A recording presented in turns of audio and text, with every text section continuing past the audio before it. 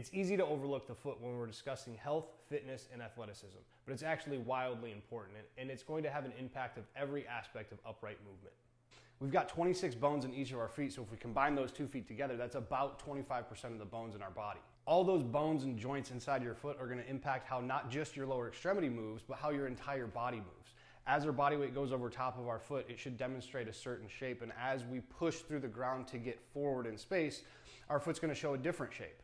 When I think about the qualities that a foot needs to be able to demonstrate, I think about things on a spectrum. So we need to have a foot that's pretty mobile, so as we get over top of it, we can dissipate force and not hit the ground really hard and get achy knees and hips and back.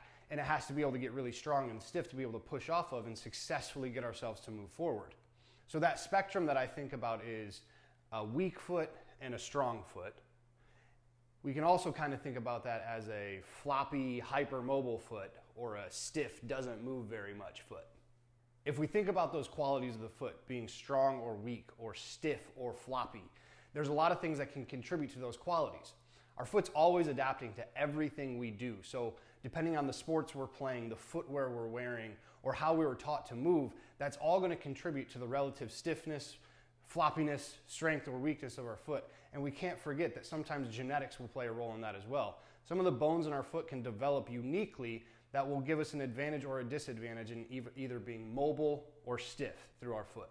Those two shapes, we're going to call them pronation and supination. The interesting thing about these two shapes is that your foot can only show these shapes or demonstrate the sequence of movements of bones and joints while your foot is on the ground. So we can't assess pronation and supination as a movement unless you're standing.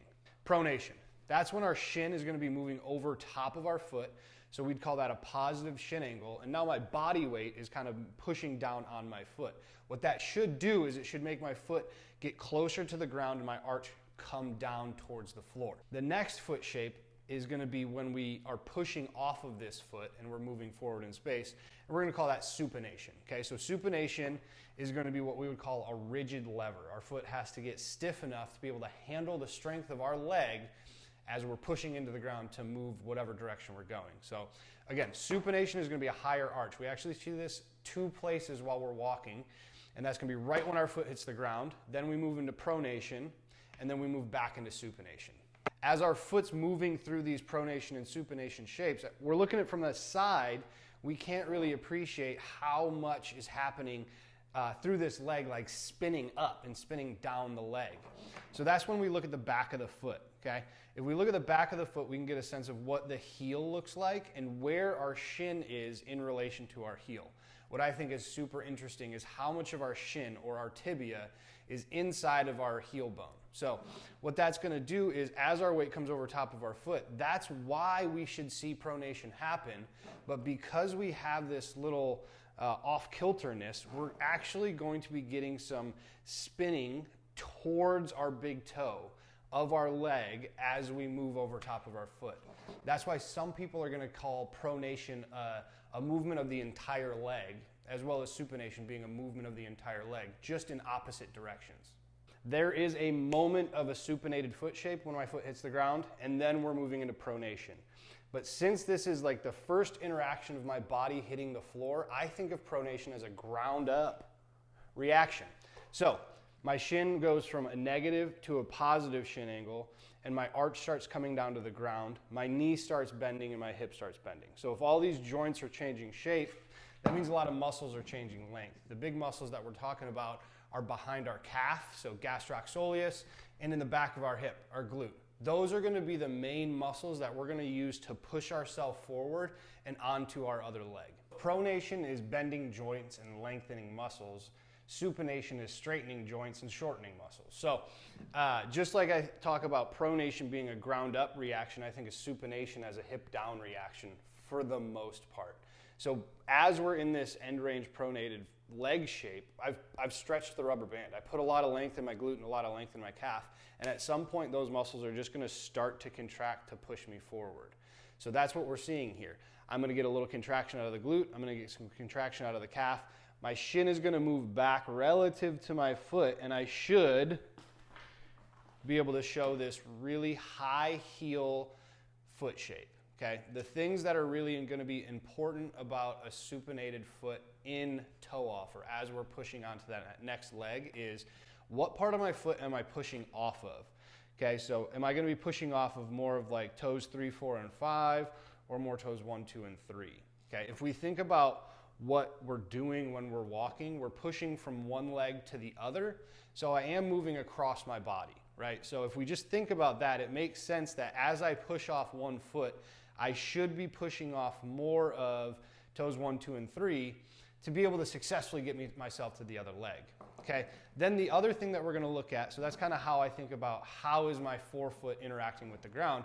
The other thing I'm going to look at is what does my heel look like? Okay, so in our pronated foot shape, we see the heel tilt out. In our supinated foot shape, when my heel's way high up off the ground, I should see that heel starting to tilt in a little bit. The easiest way to see if you can pronate your foot really well is honestly just to bend your knee. So let's go ahead and do that.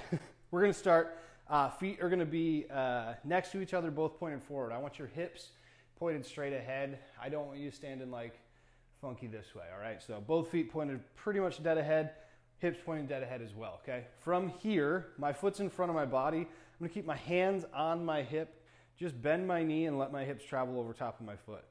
What I should see is my heel stay on the ground, that arch come down into the floor, and I should feel pretty like glued to the ground with my entire foot on the floor. If you're having a hard time feeling that happen, one of the things that I like to do is we'll put a sock underneath the arch of your foot, or if you're with me, I'll just put a little wedge underneath there, okay? So same thing, now I've got a target to aim for. Once I start feeling a little pressure of that sock or that wedge underneath the arch of my foot, I'm just going to try to get more of my weight into it. I'm not going to push into it. I'm just going to move in a way to where I feel weight press into it kind of just naturally, okay? If we look at this from the front, a couple of things. As I bend this knee, you'll feel your hips naturally kind of turn away. That's all right as long as your knee keeps traveling forward. If your hips turn away, I don't want your knee to follow it, because then we're losing contact with the ground with the outside edge of our foot. We want to make sure that whole foot stays in contact with the ground the whole time, okay? So hips might turn away, let the knee keep traveling forward. The other thing that we're going to pay attention to is where am I pushing my knee? So again, I don't want you to think about pushing your knee over your toes. I just want you to let it bend. And if we let it bend, it should travel towards my first and second toe, and that will encourage me to turn away from that leg, because remember, the end of pronation is supination back to my other leg. So my hips are going to naturally turn away from this leg. If when you do this pronation assessment and you just bend that knee and your foot's not doing anything, the good news is the remedy is just more of the assessment. We're just going to move a lot slower and a lot less. So I'm going to put that sock under the arch of my foot, and I'm just going to focus on bending my knee. As soon as I bend my knee, do I feel my weight come into that sock? Once I start feeling my weight come into that sock, I'm going to let my knee bend even more, and I'm going to turn my hips away. I'm going to see, can I get even more weight into that sock while my foot stays pretty flat on the ground? And by pretty flat, I mean very flat. Your heel should not pick up. As soon as your heel starts picking up, you've ended pronation, you've started moving into the next movement, which is supination. So all we're going to be doing is moving my weight over top of my foot as far as I can while my foot gets flatter into the floor. It's going to be how we try to cultivate more and more mobility out of our foot. Because again, remember, we only can demonstrate pronation while my foot's on the floor. We can't do it with my foot off of the floor. The best way to assess how well you can resupinate your foot is with a simple single leg calf raise. So what I'm going to use is a box or a bench. I'm going to have you stand up on top of that box with one leg. You're not going to put much weight into this leg. It's just so you can actually push your weight back onto your leg that's on the floor a little bit better. Have a slight little bend in that back knee, and I'm going to try to press my head straight up towards the ceiling. Okay, and then we're going to go ahead and come on back down.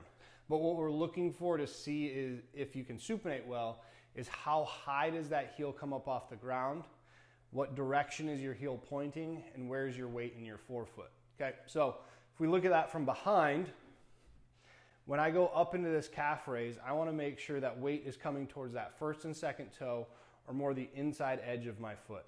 Okay, so if we come up and we see this type of number happening, we're going to want to try to address that. The second thing I'm looking for is at the top of this calf raise is what direction is that heel bone pointed? It should be tilted in. Okay, so if pronation is my heel tilted out, supination is my heel tilted in. If I'm having a hard time with my heel tilting in, I'm going to take a lacrosse ball, I'm going to pinch it between my heel bones, I'm going to do two-legged calf raises, because by keeping that lacrosse ball pinned between my heels, I'm going to force myself to get a little bit more weight on that first and second toe. If you're having a hard time getting that heel up off the ground or working on those forefoot pressures, our goal that we're chasing for is 30 single leg calf raises in 60 seconds. We're going to take 1 second to get to the top and 1 second to get to the bottom. So it's going to be 1 minute of continuous work. It's a lot harder than you think it is, and I actually needed to do a lot of work on this when I initially assessed myself on that as well. Hey, thanks for checking out my first video. I'm going to be dropping weekly videos on various ways that we can develop and maintain our health, fitness, and athleticism. So if that's something you're into, keep your eye out. I'll see you next time.